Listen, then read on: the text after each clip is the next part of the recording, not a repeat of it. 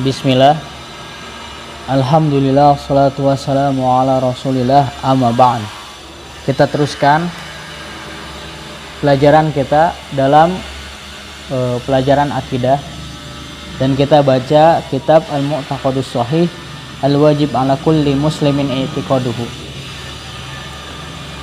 sampai halaman ke-13. Kita akan membaca dari min fawaidi takririllahi ta'ala li tauhidir rububiyah. Bismillah, salatu wassalamu ala rasulillah. Qala al-musannif rahimahullahu ta'ala,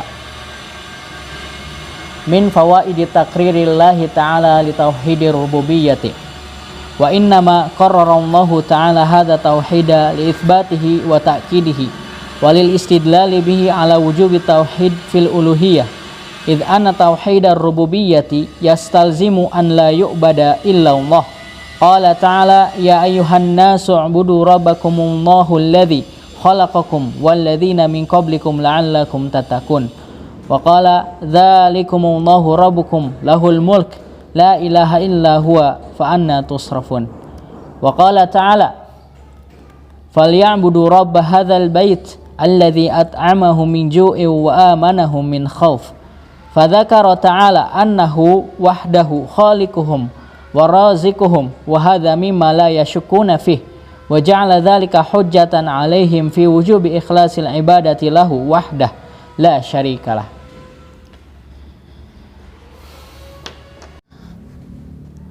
Min fawaidi takririllahi ta'ala li tauhidur rububiyah.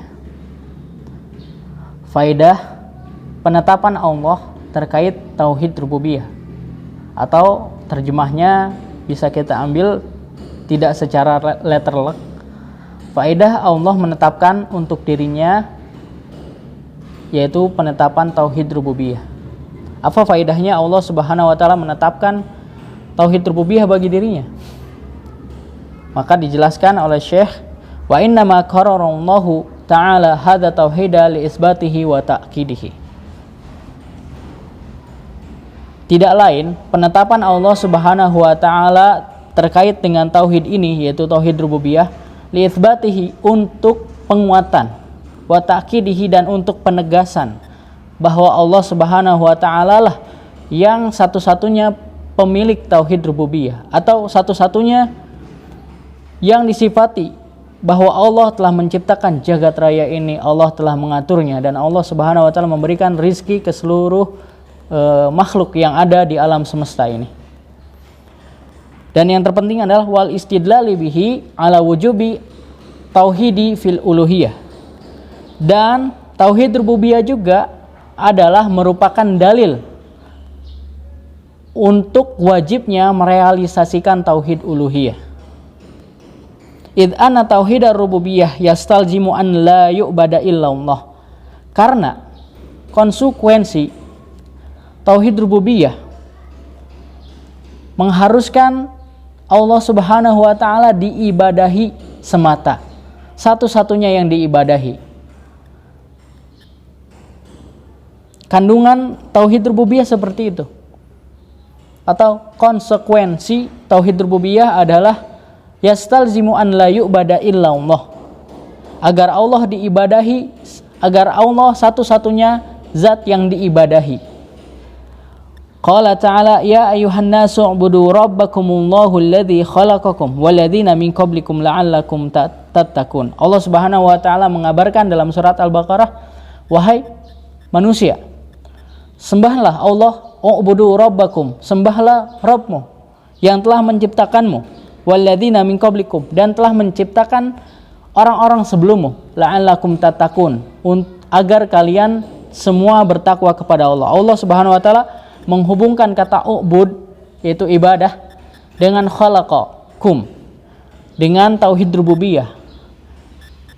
Wahai manusia, aku yang menciptakan kalian, makanya kalian mesti mengibadahiku semata. Wa qala dzalikumullahu rabbukum lahul mulk la ilaha illahu fa anna tusrafun.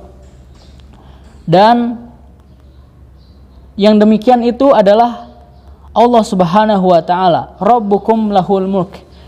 Dialah Rabb kalian yang memiliki kerajaan. La ilaha illahu. Tidak ada ilah yang berhak disembah dengan benar melainkan Dia. Fa anna tusrafun. Maka kenapa kalian mampu dipalingkan? Ini sudah jelas al-mulk, kerajaan, dan masuk ke dalam tauhid rububiyah. Nah, dua ayat di atas ini menjadi bukti bahwa jika kita sebagai manusia sudah paham hanya Allah saja yang mencipta semesta ini, mengaturnya, memberikan rizki kepada seluruh alam ini, atau yang biasa kita sebut tauhid rububiyah, maka satu-satunya yang berhak kita ucapkan rasa syukur kepadanya dengan beribadah kepada siapa? Kepada Allah Subhanahu wa taala. Jelas sekali. Hal ini berarti kita pahami sebagai konsekuensi tauhid rububiyah harus menghasilkan kesadaran dalam diri kita untuk tauhid uluhiyah. Itu intinya. Tauhid rububiyah harus menghasilkan kesadaran dalam diri kita untuk memahami tauhid uluhiyah. Allah Subhanahu wa taala berfirman, "Falyabudu rabb hadzal bait alladzi at'amahum min ju'in wa amanahum min khauf." Maka sekiranya mereka mesti menyembah Allah Subhanahu wa taala, Rabb hadzal bait, Rabbnya Ka'bah, alladzi at'amahum min ju', yang zat tersebut memberikan mereka makan dan mencegah mereka dari kelaparan, wa amanahum min khauf, dan memberikan rasa keamanan bagi mereka dan mencegah dari rasa ketakutan. Fadzakara ta'ala annahu wahdahu khaliqum wa razikuhum wa hadza mimma la yashukuna fi. Maka di ayat-ayat di atas Allah Subhanahu wa taala menyebutkan bahwa dirinya lah satu-satunya yang menciptakan mereka dan memberikan rizki kepada mereka. Hal ini tidak diragukan lagi dalam diri mereka bahwa Allah satu-satunya menciptakan dan Allah satu-satunya yang memberikan rizki. Tidak diragukan lagi oleh mereka. Wa ja'ala dzalika hujjatan 'alaihim fi wujubi ikhlasil ibadah lahu wahdahu la syarikalah. Dan di ayat-ayat tersebut juga Allah Subhanahu wa taala menjadikan pemahaman tauhid rububiyah mereka, keyakinan mereka bahwa Allah menciptakan, memberikan rizki, satu-satunya yang menciptakan dan satu-satunya yang memberikan rizki, agar apa? Untuk mewajibkan ikhlasnya ibadah kepada Allah saja dan tidak menyekutukannya sama sekali. Maka ini konsekuensi tauhid rububiyah, yaitu kesadaran dalam tauhid uluhiyah. Dan Allah Subhanahu wa taala juga mengabarkan di dalam surat An-Naml ayat 59 sampai dengan 63, panjang sekali di sini penulis membawakan ayatnya, kita akan baca. Wa qala ta'ala, qulil hamdulillahi wa salamun ala ibadihi alladhina astafa, Allahu khairun amma yushrikun, amman khalaqas samawati wal arda wa anzala lakum minas sama'i ma'a fa'ambatna bihi hada'iqa dhata bahjah ma kana lakum an tumbitu syajaraha a ilahum ma'allah bal hum qaumun ya'dilun amman ja'ala al-arda qarara wa ja'ala khilalaha anhara wa ja'ala laha rawasiya wa ja'ala bainal bahraini hajiza a ilahum ma'allah bal aktsaruhum la ya'lamun amma yujibul muttarra idza da'ahu wa yakshifus su'a wa yaj'alukum khulafa'al ardi a ilahum ma'allah qalilan ma tadhakkarun amma yahdikum fi dhulumatil barri wal bahri wa may yursilur riyaha busyra baina yaday rahmatih a ilahum ma'allah ta'ala Allah amma yusyrikun. Artinya, katakanlah Muhammad, segala puji bagi Allah dan salam sejahtera atas hamba-hambanya yang terpilih. Apakah Allah yang lebih baik? Ataukah apa yang mereka persekutukan dengan Allah Subhanahu wa taala yang lebih baik? Bukankah Allah Subhanahu wa taala yang menciptakan langit dan bumi dan yang menurunkan air dari langit untukmu? Lalu kami tumbuhkan dengan air itu kebun-kebun yang berpemandangan indah. Kamu tidak akan mampu menumbuhkan pohon-pohonnya. Apakah di sisi Allah ada ilah atau sesembahan yang lain yang berhak disembah selain Allah? Sebenarnya mereka adalah orang-orang yang menyimpang dari kebenaran. Bukankah Dia, Allah, telah menjadikan bumi sebagai tempat berdiam, yang menjadikan sungai-sungai di celah-celahnya, yang menjadikan gunung-gunung untuk mengokohkannya, dan menjadikan suatu pemisah antara dua laut? Apakah di sisi Allah ada ilah atau sesembahan yang lain yang berhak disembah selain Allah? Sebenarnya kebanyakan mereka tidak mengetahui. Bukankah Allah yang memperkenankan doa orang yang dalam kesulitan apabila dia berdoa kepadanya, dan menghilangkan kesusahan dan menjadikan kamu sebagai khalifah di muka bumi ini? Apakah di sisi Allah ada ilah atau sesembahan yang lain yang berhak disembah selain Allah? Sedikit sekali nikmat Allah yang kamu ingat. Bukankah Allah yang memberi petunjuk kepada kamu dalam kegelapan di daratan maupun di lautan, dan yang mendatangkan angin sebagai kabar gembira sebelum kedatangan rahmatnya?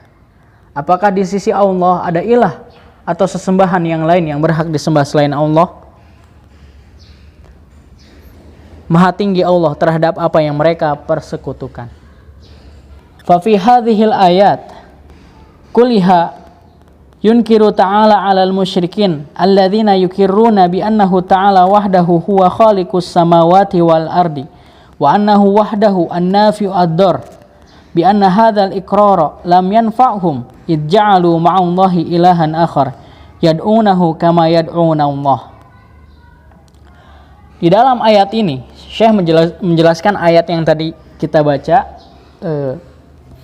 Di dalam ayat ini seluruhnya Allah Subhanahu wa taala mengingkari terhadap orang-orang musyrik yang mereka menetapkan bahwasannya Allah Subhanahu wa taala semata yang menciptakan langit dan bumi, dan Allah semata yang memiliki manfaat dan madarat.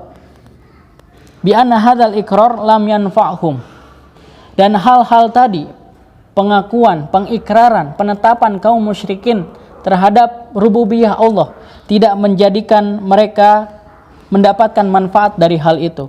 Maksudnya tidak menjadikan mereka sebagai orang yang beriman kepada Allah Subhanahu wa taala. Ij'alu ma'allahi ilahan akhar, karena mereka menjadikan ilah atau sesembahan selain Allah Subhanahu wa taala. Yad'unahu kama yad'una Allah. Yang sesembahan itu mereka pinta sebagaimana mereka meminta kepada Allah Subhanahu wa taala. Wa hadza ainu tanaqudi al-mukhalifi li syara' wal aql. Id man tafarrada bi jami'i hadhihi tasarrufat minal khalqi war rizqi wal ihya wal imatah fa haqqun an yufrada bi jami'i anwa'i ta'at. Dan hal ini adalah sebuah paradoksal atau sesuatu hal yang bertentangan, yang menyelisih syariat dan akal.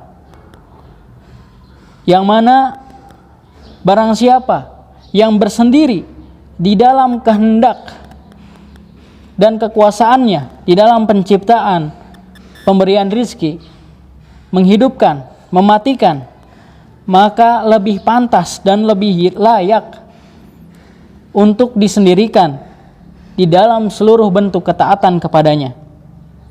Nah, di dalam ayat ini Allah Subhanahu wa taala membantah orang-orang musyrik yang mengakui tauhid rububiyah Allah Subhanahu wa taala tapi tidak mengamalkan tauhid uluhiyah kepadanya. Allah Subhanahu wa taala membantahnya dengan kalimat ailahum ma'allah. Apakah ada sesembahan atau ilah yang berhak disembah selain Allah Subhanahu wa taala? Allah langsung membawanya ke dalam konteks uluhiyah, Dan Allah tidak mengatakan akhalikum ma'allah, apakah ada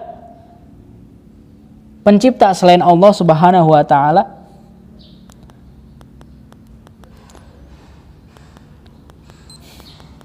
Walihada ankara ta'ala alaihim biqaulihi a ilahum ma'allah wa lam yakul ta'ala akhalikum ma'allah li'annahum la yunazi'una fi hadza. Dan untuk inilah Allah Subhanahu wa taala mengingkari mereka dengan kalimat a ilahum ma'allah. Dengan kalimat apakah ada di sisi Allah Subhanahu wa taala sesembahan atau ilah yang lain yang berhak disembah selain Allah? Dan Allah tidak mengatakan akhalikum ma'allah. Apakah ada pencipta lain yang berhak disembah? Apakah ada pencipta lain selain Allah Subhanahu wa taala? Li'annahum la yunazi'una fi hadza. Karena dalam kalimat rububiyah ini, dalam hal-hal rububiyah, orang-orang musyrikin tidak berselisih pendapat. Mereka sepakat bahwasanya Allah yang menciptakan, Allah yang memberikan rizki, Allah Subhanahu wa taala yang mengatur alam semesta ini. Tapi mereka tidak sependapat bahwasanya Allah Subhanahu wa taala satu-satunya yang berhak disembah saja. Maka di sini disebutkan oleh Syekh, ini adalah ainut tanakud, sebuah paradoksal atau sesuatu hal yang sangat bertentangan, yang menyelisih syariat. Syariat sendiri memerintahkan untuk mentauhidkan Allah, tauhid uluhiyah. Dan akal sendiri tadi, jika seandainya kita mengakui Allah menciptakan, Allah mematikan, Allah menghidupkan, Allah memberikan rizki, maka satu-satunya yang berhak disembah oleh kita adalah Allah Subhanahu wa taala. Nah, jika seperti itu tidak paradoksal, tidak bertentangan. Namun jika sebaliknya, ada orang-orang yang mentauhidkan Allah dengan tauhid rububiyah, tapi dia menyekutukan Allah Subhanahu wa taala dalam ibadah. Dia tahu Allah Subhanahu wa taala memberikan rizki, tapi dia meminta kepada selain Allah Subhanahu wa taala. Mendatangi kuburan, kemudian meminta di samping kuburan. Dan hal itulah yang menjadi tolak ukur seseorang dikatakan mukmin dan kafir, yaitu tauhid uluhiyah kepada Allah Subhanahu wa taala. Karena makna ibadah tidak melulu salat atau zakat, itu mah sudah pasti masuk. Tetapi makna ibadah adalah makna yang lebih luas dari hal itu. Karena Syekhul Islam mengatakan ibadah adalah sesuatu hal yang diridhoi dan dicintai oleh Allah Subhanahu wa taala dari perkataan, perbuatan yang nampak maupun yang tersembunyi. Mencakup.